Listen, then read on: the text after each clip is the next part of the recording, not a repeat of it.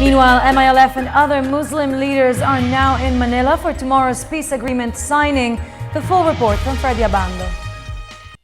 70 years after my coverage of Camp Abu Bakar, I was reunited with one of the top leaders of the Central Committee of the MILF who will witness the historic signing of the Comprehensive Agreement on the Bangsamoro tomorrow in Malacanang.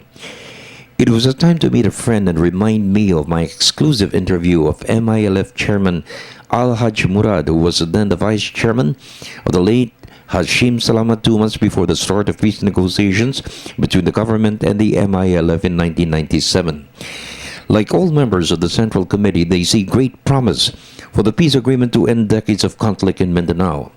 ARMM Governor Mujib Hataman dared our people from the new Bangsamoro entity to be created from ARMM will celebrate this milestone. I am happy, excited for tomorrow's activity, for the tomorrow signing. And in fact, we directed all our line agencies to celebrate.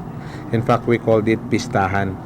There will be a Pistahan inside the ORG complex. All our staff, line agencies will be there. There will be concerts, singing, everything as part of our celebration and as part of our welcome to the signing of peace of agreement. And we would like to congratulate, of course, the MILF and especially the President for his political will for us to reach this stage.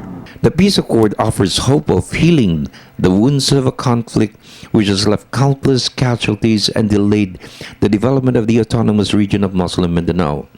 ARMM Governor Mujib Hataman was just a young boy when the Muslim rebellion exploded in the early 70s. He has seen the worst of times. Hopefully, the agreement will bring the best of times. Still remember, I think around 5 years old at that time. My mom carrying everywhere, then running everywhere because of the bombardment by the AFP against the MNLF at that time.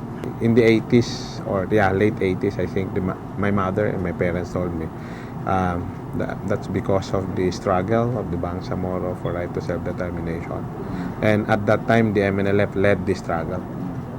Because I am from Maguindanao, and is a battleground. Actually, my homeland is Datupiang, and that is a bastion of the MILF. And my relatives were actually, the word Bakwit is that is for Maguindanao, that is evacuation. Cabinet members of the ARMM government have a lot of thanks for President Aquino's commitment to win the peace. Some were not even born at the height of the rebellion, but many of their relatives fought and died. The time for fighting will soon end. The peace agreement will bring together Muslims and Christians as one for the task of development for the core areas of the new Bangsamoro entity. I am convinced that new Bangsamoro entity is better than the current ARMM, especially when you look at the content of the agreement, the annexes and everything. I think it is better than the current ARMM. So therefore, I think every Bangsamoro and every Filipino should support it. We're very happy that there's going to be a signing of the comprehensive agreement on the Bangsamoro. This signals part of a beautiful possibility that there will be peace finally in Mindanao, and so we can move on and get on with all the development programs and the anti-poverty programs that we are currently implementing now in ARMM. As a part of the Bangsamoro youth, we have been expecting this for a long time. And we will participate and contribute all our talents and skills for the betterment of our homeland. Inshallah, oo. Hangad po natin ang kapayapaan. Oo, but sa ngayon, nakikita naman natin na may maganda inaasahan yung mga tao. Bawat probinsya, bawat community, parang may magandang inaasahan din po at kami umaasa sa magiging magandang resulta. The new Bangsamoro entity to be created will be composed of 5 provinces, all of which have great promise as a major food basket of the country.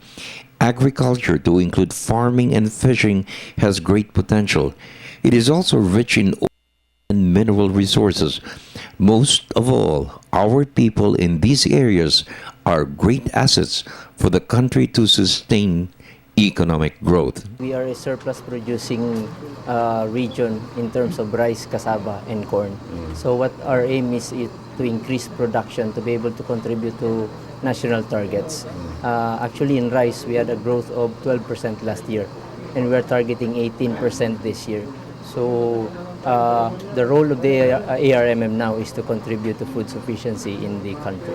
With the signing of the comprehensive agreement on the Bangsamoro between the GPH and the MILF, I think these areas will be more productive, and food concern or requirements of the region will be addressed slowly. And second, the natural resources will be tapped.